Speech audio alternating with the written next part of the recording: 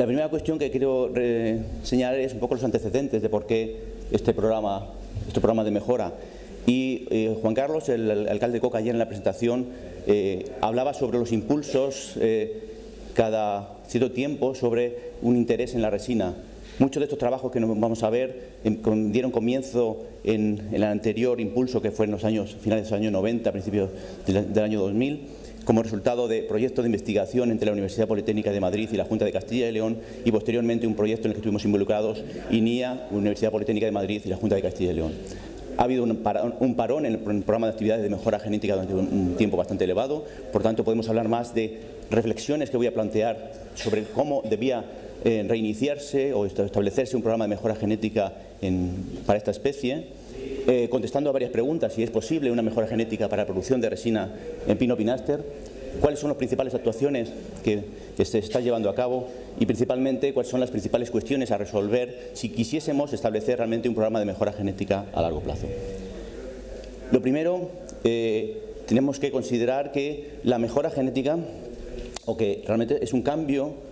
introducir mejora genética en gestión forestal para producción de, en este caso, resina, implica un cambio de paradigma en la gestión forestal. El paradigma tradicional, en el que nos ha llevado a una casi irrelevancia de la producción de resina en nuestros bosques, está acompañado de un contexto tecnológico, socioeconómico y empresarial que realmente tenemos que cambiar para, como se ha visto tanto ayer como hoy, para conseguir que realmente estos intereses por la resina se mantengan a lo largo del tiempo y no sean aspectos coyunturales. Eso nos va a implicar, por tanto, si queremos bien utilizar material mejorado o no, pero también incluir nuevas técnicas de resinación, técnicas de gestión, modelos de gestión silvícola y probablemente intentar cambiar contexto económico y empresarial. Esto, por tanto, es un cambio intenso en todo el tema que CSFOR, a través de este proyecto, ha intentado establecer, en el que realmente, a través de un cambio de paradigma, se puede o podrían hacerse rentables una serie de actuaciones que actualmente dependen demasiado de la coyuntura. Para saber si es posible un programa de mejora genética en la resina, tenemos que analizar distintas cuestiones. ¿En qué consiste un programa de mejora genética? Muchos de ustedes ya lo saben, pero quizá conviene recordarlo, porque es un continuo de actuaciones que van desde la selección hasta la distribución a los usuarios, y otros temas de los plazos y demás. Voy a recordar muy someramente lo que es un programa de mejora. Normalmente este es un ciclo tradicional de selección recurrente en el que, a partir de unas poblaciones, se seleccionan una serie de individuos, se propagan, se establecen, se seleccionan, se vuelven a propagar para pasar a un segundo ciclo de mejora. Simplificando, si esto fuese una distribución de los árboles en el que la media de la producción, en este caso de resina, está en alrededor de 2 kilos y pico, nos interesa seleccionar aquellos árboles que están produciendo una gran cantidad de resina significativamente mayor que la media, una cantidad de la que sea, y luego propagarlos, esta población, propagarlas para conseguir que realmente la media de la población se desplace de esta, por ejemplo, que debe ser 2 o 3 kilos, a una diferencia que tiene que ver con la heredabilidad del carácter, con el grado de control genético del carácter. En todo esto, son un programa de selección y demás, tenemos que tener en cuenta que muchas de las actuaciones que se están llevando a cabo tienen que ver con una recolección, selección de rodales erectos o fuentes semilleras en monte, que son de las cuales se recoge semilla para luego repoblar en poblaciones naturales, y que, conociendo cuál es el flujo genético que existe en poblaciones naturales como las que encontramos en la Meseta Castellana, sabemos que realmente en una parcela, por ejemplo, de 3,5 hectáreas, más del 80% del polen proviene de árboles que están fuera de esa zona. Es decir, que las posibilidades de mejora genética a través de selección de rodales o selección de fuentes semilleras en estas condiciones es bastante limitada para conseguir aumentar la producción de mejora genética. Y luego, dentro de todo el programa de mejora, tenemos que tener en cuenta también que existe una parte operativa en el que consiste en cómo liberamos los materiales que estamos obteniendo, los materiales mejorados que estamos obteniendo, para ser utilizados por los reforestadores o por los gestores forestales, bien a través de establecimiento de huertos semilleros, propagación vegetativa masiva, como veremos posteriormente que puede ser aplicable en pino-pináster o cualquier otro medio. Sabemos bastante sobre lo que es la estructura genética de las poblaciones de pino-pináster. Yo creo que actualmente es una especie que se puede considerar casi modelo en el Mediterráneo en estudio de genética, y conocemos bastante sobre muchos caracteres de cómo se estructura la diversidad, cómo realmente sabemos que hay unos pools genéticos claramente diferenciados desde las poblaciones de Francia, las del noreste de España, toda la parte de la meseta castellana, la zona del Levante. Sabemos que hay una estructura genética muy marcada, de tal forma que eso nos permite saber que nuestra población, que es objeto de mejora genética para la producción de resina, como es la meseta castellana, tiene unas características diferenciales en muchos caracteres y también en historias de la especie. Sabemos, y yo creo que es muy importante recalcarlo, que realmente hay la variación genética, que es el combustible que nosotros necesitamos para poder mejorarlo. Existe una variación entre zonas. Este es un estudio bastante antiguo, pero hecho en toda esta zona de coca, en la que se puede ver que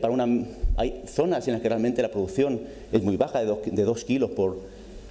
hectárea y año por árbol, mientras que en otros sitios tendríamos a encontrar más de 4,5 kilos. Esto tiene dos implicaciones. Una, que probablemente esta variación es claramente ambiental y por tanto podemos seleccionar sitios para establecer nuevas plantaciones que realmente duplican la productividad simplemente con opciones de selección de sitios para plantar, o también podría ser que hubiese aquí en zonas, por lo que fuese, que realmente tuviesen una producción genética mucho mayor. Y sabemos que dentro de una zona cualquiera, en cualquier sitio, cualquier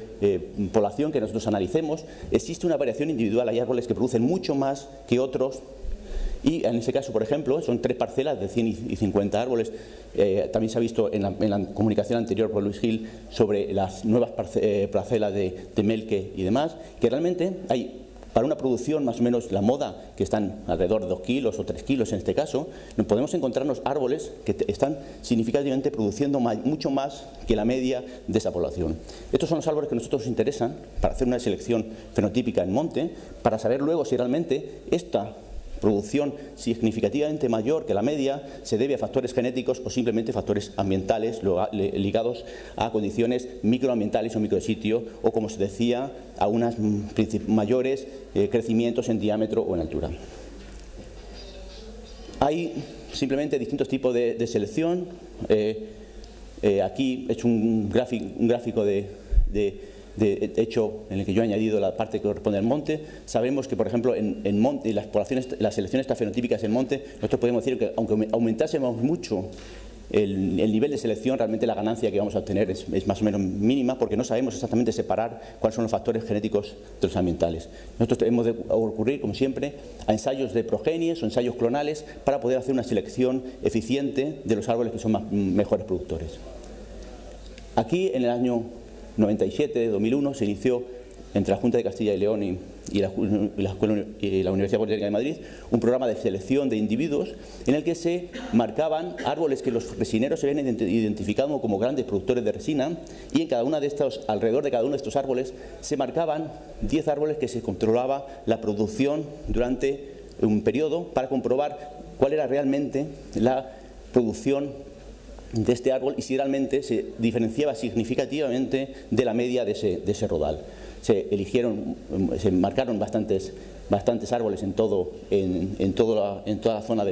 de Castilla, de aquí la meseta castellana, y para cada uno de ellos se obtuvo una distribución para saber un poco cuál era la intensidad de selección, cuánto se separaba del resto de las poblaciones. Simplemente un dato es que la producción media de árboles controles, de los árboles plus, era 7,2 kilos por año frente a una producción media de 3,7. Sabemos que esta producción, de 7,2, puede estar ligada a que los árboles eran un poquito más gruesos, pueden ser un poquito más altos o con una copa ligeramente superior. Pero sabemos que estos árboles son significativamente superiores a la media de la población. Actualmente, recientemente, la Junta de Castilla y León, con el CSFOR, ha iniciado un nuevo caracterización de más árboles plus en las poblaciones originales, de tal forma que se seleccionaron 299, de los cuales 50 han sido objeto de caracterización para poder incluirlos como nuevo material de árboles plus para el programa de selección. Una cuestión prioritaria es que estos genotipos han de ser conservados. Actualmente, un banco clonal en el que se estableció a partir de injerto, pues realmente ha llegado casi a su vida útil para poder ser utilizado para programas de cruzamientos controlados, y es necesario volver a establecer un banco clonal con todos los genotipos que inicialmente eran árboles grandes productores de resina. La cuestión claramente es cómo de buenos son esos árboles. Existe esa diferencia de producción de resina, está controlada genéticamente. Hay un tema en el que realmente ahora mismo nosotros ya se puede abordar en un futuro muy próximo, que es una selección precoz a través de la producción de todos los árboles en ambiente común en un ensayo de progenie que se estableció ya en el periodo anterior con los árboles procedentes de la selección original, y que será evaluado a través de un ensayo de selección precoz para comprobar la producción de cada uno de estos árboles. Lo que sí que sabemos es, a través de ensayos en estudios en los ensayos clonales, es que si nosotros obtenemos una relación entre los árboles, la producción obtenida en el banco clonal por cada uno de los clones, y cuál era la intensidad de selección que tenían en el monte, se ve que hay una relación lineal significativa entre la producción obtenida en condiciones controladas y la selección en monte. Aunque estos árboles, estas producciones han de ser estudiadas comparativamente, porque realmente son condiciones de microresinación, vemos que realmente cortarían el eje alrededor de los valores de 60 o 70, lo cual indicaría que realmente esta población está produciendo casi 3 veces más que los árboles originales de los cuales se seleccionaron. Y se sabe que hay una heredabilidad relativamente alta, y es más o menos similar a la que se encuentra en otras especies de pinos para la producción de resina, que es 0,5, lo cual, a través de la relación que hemos visto antes de ganancia e intensidad, podemos establecer que podríamos ser capaces de, seleccionando 10 o 20, 30 o 40 individuos de los que inicialmente estamos seleccionados, obtener ganancias de entre un 40 y 60%, alrededor de duplicar la producción de resina en los árboles,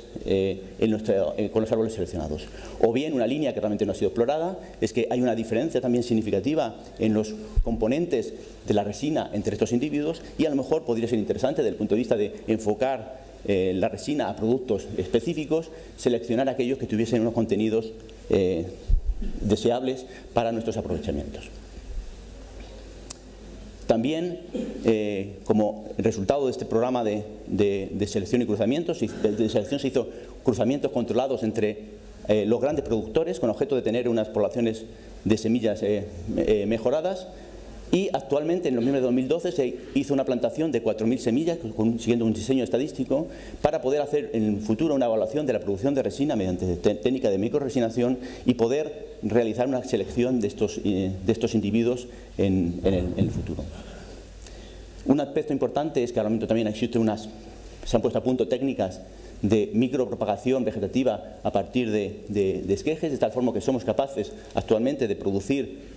se podría producir gran cantidad de semillas procedentes de copias clonales de los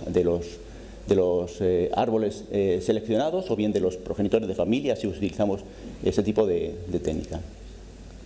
O también, han dicho, aunque sea una labor muy costosa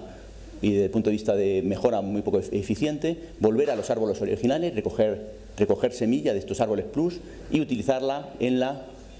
plantaciones. Actualmente se han producido 40.000 plantas producidas a través de árboles plus recogidos en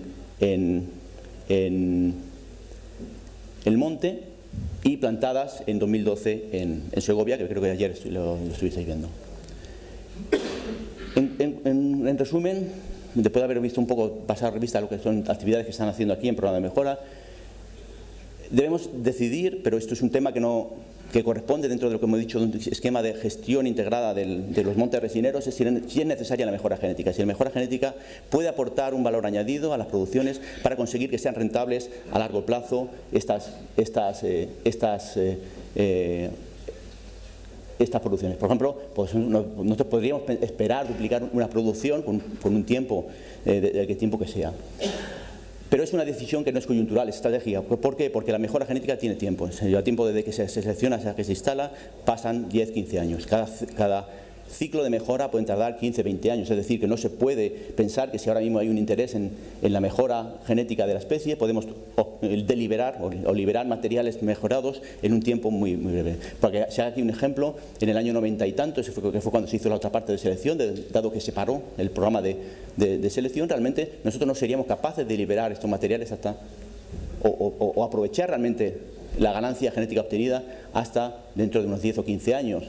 Si realmente no se volviese a hacer nada, estaríamos en una zona totalmente plana, mientras que en programas tradicionales de mejora genética, en este caso es Espicia avies en el norte de Europa, pues realmente lo que se intenta es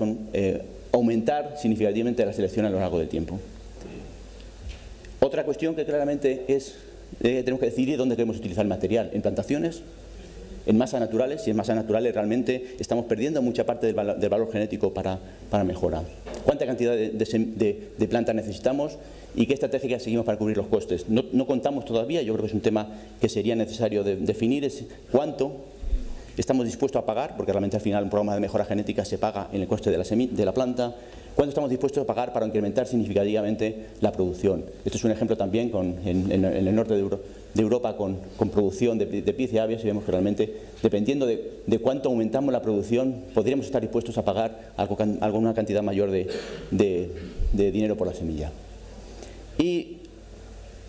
cuestiones que se tienen que resolver, que no se dispone de un marco, en una cooperativa de mejora, que realmente pueda aglutinar todos estos trabajos y por tanto se desarrollan más o menos como subproducto de proyectos de investigación en algunos de los centros en los que estamos. Actualmente los grandes avances en genética y la combinación con también un espectacular revolución en el uso de marcadores nos permite desarrollar estrategias a muy bajo coste, lo que llamarían en el inglés el breeding without breeding, realmente combinando técnicas de genotipado masivo de los individuos sobresalientes para selección, o bien la nueva método de evaluación precoz, o bien actualmente ha salido hace muy poco un trabajo en el que con Pinus Taeda demuestran a través de selección genómica que se puede incrementar la producción de 1,5 a 2,4 veces en una generación para producción de resina. Y quizá la cuestión más importante es que dentro del contexto del pino pinaster, porque es una especie modelo para mejora incluso también en Francia y en España y en Portugal, disponemos de infraestructura, árboles seleccionados, colecciones clonales, de herramientas genómicas, que es lo que podría o puede realmente hacer que todas estas cuestiones que parecen un poco de ciencia ficción, realmente nosotros ahora mismo tenemos una colección clonal y unos marcadores que nos va a permitir poder hacer selección genómica en un futuro relativamente muy cercano. Y quiero agradecer, principalmente por estos proyectos, ha tenido una carga muy importante de los técnicos, especialmente María, muchas gracias por toda vuestra ayuda, y los agentes de la Junta de Castilla y León y los resineros, Félix, Fernando y todos aquellos que realmente han colaborado. Y muchas gracias.